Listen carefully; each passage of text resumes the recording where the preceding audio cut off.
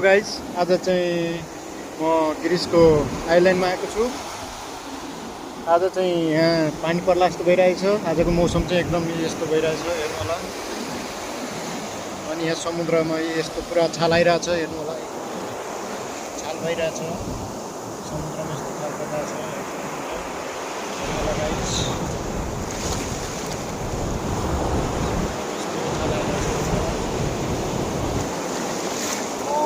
कति ठुलो पानी आइरहेछ, हेर्नु होला। यो भिजिसक्यो,